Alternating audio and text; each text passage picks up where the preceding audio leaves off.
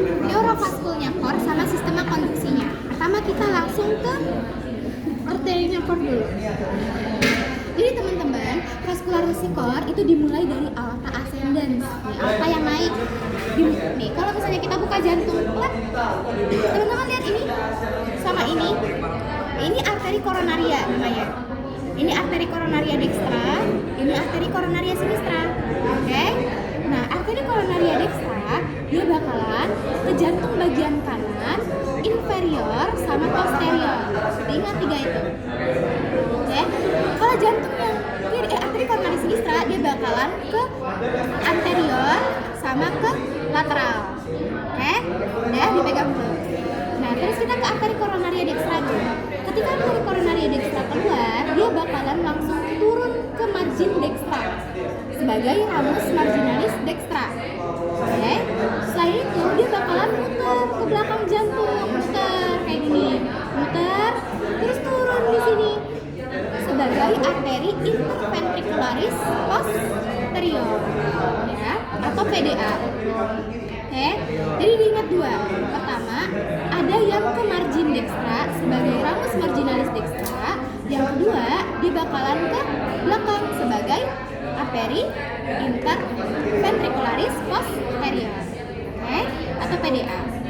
Sedangkan kalau misalnya arteri koronaria sinistra, pertama kali dia keluar, dia bakalan langsung turun ke depan sebagai arteri interventricularis anterior, balikannya. Kalau ini PDA, ini LAD. Nah, ini LAD.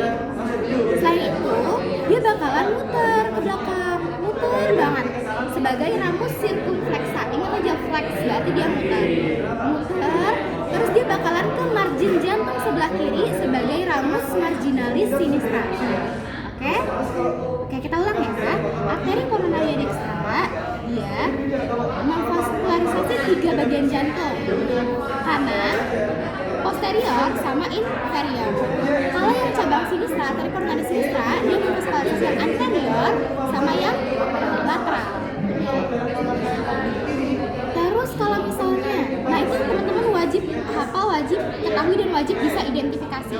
Sekarang aku tunjuk kalau ini namanya interventricularis anterior. Benar, arteri interventricularis anterior. Nama lainnya LAD, left anterior descending.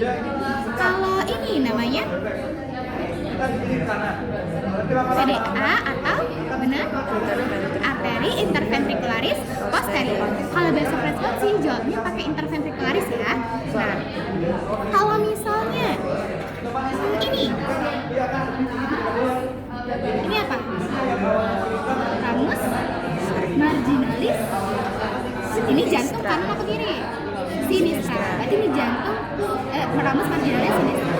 Kalau yang ini baru ramus marginalis dextra. Jadi pertama-tama teman-teman ini anterior atau posterior? Terus ini kanan atau kiri? Kalau misalnya anterior ya udah jelas ini ujungnya pasti anterior. Kalau jantung paling belakang ini. Nah, terus kita ke venanya. Teman-teman ingat 4 vena. Ini sering banget keluar. Pertama ada vena cardiaca media. Vena cardiaca media ini teman-teman yang jalan barengan sama PDA. Nih, kalau ini PDA, sampingnya adalah vena cardiaca media. Ingat aja media, berarti dia pas di tengah-tengah. Tapi ingat medianya yang di posterior. Oke? Yang kedua ada vena cardiaca magna. Magna kan gede, berarti letaknya itu di jantung bagian yang gede. Kira-kira lebih gede yang kanan apa yang kiri jantung? Yang kiri jantung, berarti dia kiri jantung. Kita lihat yang di kiri jantung, yang paling gede. Nih, di anterior, di sebelah kiri, di kiri jantung kiri, agak ke anterior dikit. Ini ada vena cardiaca magna yang gede. Dia bakalan berjalan dari depan ke belakang, baru ke bermuara ke sini, sinus coronarius. Sama kayak vena cardiaca media tadi.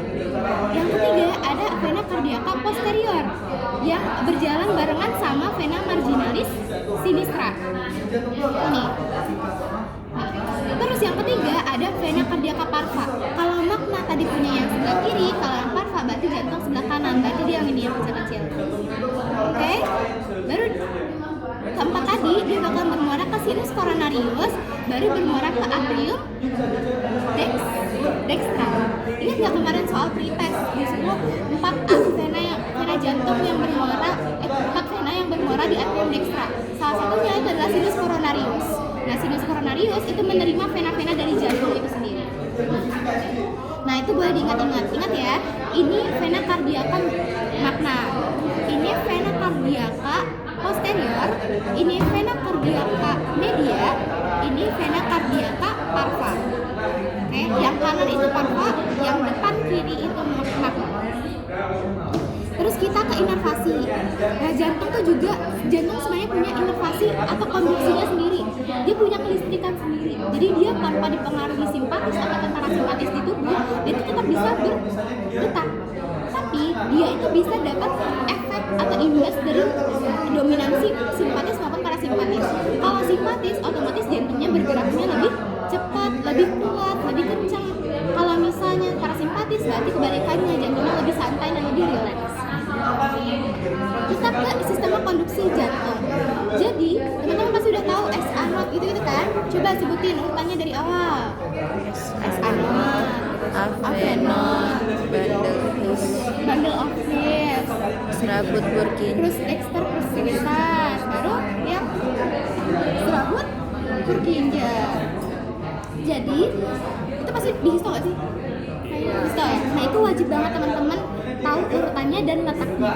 Kalau misalnya SA not, dia tuh letaknya di muara dari SVC nih teman-teman, di atrium kanan, di muara dari SVC. Nanti ketika dia memberikan impuls, dia bakalan ngasih impuls ke atrium dextra sama sinistra barengan dulu. Abis itu baru dia ke AV not. Nah, di AV not, dia impulsnya tuh bakalan ke pause dulu berapa detik gitu. Nggak nyampe 1 detik sih, tapi sepersekian detik supaya atrium sama ventricle kontraksinya nggak barengan, gantian. Abis itu barulah AV not melanjutkan tugasnya ngasih listrik ke bundle of his, ke left bundle branch, right bundle branch, baru ke serabut Purkinje. Nah, kalau di histo serabut Purkinje tuh ada di lapisan apa? Ingat ya? Subendokardium. Oke. Tetapi dia itu menginervasinya miokardium, karena kan yang kontraksi yang miokardium bukan subendokardium. Terus kita nah ini jangan lupa diingat tempatnya, kayak AV not di mana, itu kan dia dari situ. Kita perkenalan ke EKG dulu. Jadi teman-teman di sini udah pernah periksa EKG? Biasanya yang cowok-cowok atau kalau mau masuk sekolah gitu. Nah, dulu aku juga pertama kali EKG itu waktu mau masuk sekolah, masuk SMA. Nah, EKG itu fungsinya adalah untuk memeriksa kelistrikan di jantung. Tadi kan udah kenal SA not, AV not dan lain-lain kan.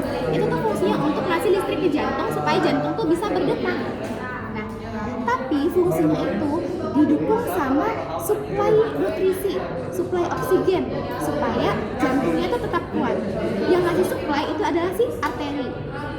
Jadi fungsi dari EKG adalah kita tuh mau merekam ke aktivitas kelistrikannya untuk melihat jantung mana yang masih sehat, jantung mana yang udah jelek gitu bagiannya. Oke? Nah, gimana caranya? Jadi nanti teman-teman bakalan masang 12 leads, ada 4 di tangan kanan kiri sama 4 di kaki kanan kiri, tapi yang di kaki kanan itu dia netral.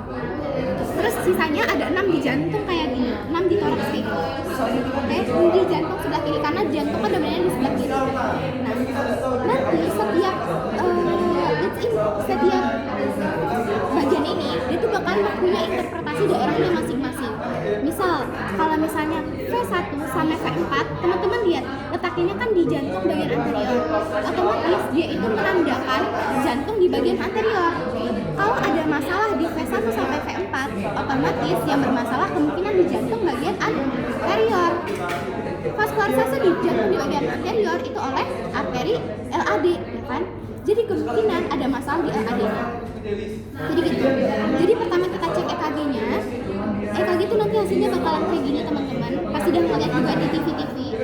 Nah, di EKG ini dia punya bagian-bagiannya. Ada yang menginterpretasikan inferior, ada yang menginterpretasikan lateral, anterior. Kalau misalnya ada anomali di anteriornya, maka kemungkinan bermasalahnya di V1 sampai V4 yang di anterior. Vaskularisasinya oleh ini, maka kita kemungkinan masalahnya ada di LAD. Kalau lateral, biasanya yang bermasalah adalah di V5 sama V6-nya. Otomatis jantung yang bagian lateral divaskularisasi oleh arteri marginalis sinistra. Maka kemungkinan oklusinya ada di situ. Gitu. Jadi berpikir itu retrograde ke belakang. Dengan cek EKG-nya, cek letaknya itu di mana, maka kemungkinan oklusinya adalah di vaskuler yang memvaskularisasi jantung di bagian itu. Gitu. Nah, sebenarnya dari EKG juga teman-teman bisa mengetahui fase kontraksi jantung. Nah, komponen EKG secara sederhana adalah satu kesatuan ini dari gelombang P. Gelombang P itu mengindikasikan kontraksi dari atrium. Kontraksi atrium kan lemah ya, nggak sekuat ventricle. Makanya benjolannya tuh cuma segini doang. Oke? Nah, yang kedua itu ada gelombang QRS. QRS itu dia gelombangnya gede, makanya dia menginterpretasikan kontraksi dari ventricle. Oke? Sedangkan gelombang T dia menginterpretasikan relaksasi dari ventricle. Nanti teman-teman di semester 4 akan belajar EKG lebih lanjut. Kenapa gelombangnya tuh ke atas, kenapa nggak ke bawah? Kalau ke bawah kemungkinan apa? Kalau ada, tadi udah belajar STEMI kan ya? STEMI. Ada nggak sih kayaknya ada di STEMI atau ST elevation, myocardial infarction, kayaknya ada di situ. Nah, itu tuh bagian mana yang bermasalah? Bagian masalah adalah yang ST ini. ST ini normalnya adalah dia sejajar sama yang ini. Tetapi kalau dia terlalu naik, kemungkinan itu ada sumbatan atau ada infark, ada mati sel-sel jantungnya. Gitu. Makanya dia tuh naik. Gitu. Untuk secara fisika dan mekaniknya nanti dibahas lebih lanjut di semester 4 aja. Intinya adalah abnormalitas pada EKG itu berkaitan sama vaskularisasi dari jantung. Ada oklusi dari vaskularisasi vaskuler jantungnya. Makanya teman-teman diwajibkan banget untuk tahu vaskularisasi jantung, arteri maupun venanya. Oke? Itu pasti keluar nanti di responsi. Ini aku ajarin soal juga. Oke? Jadi diingat-ingat ini apa, ini apa, ini apa, ini apa, ini apa, vena-venanya juga. Oke, jangan sampai ketemu. Oke, udah itu aja. Ada yang mau ditanyain?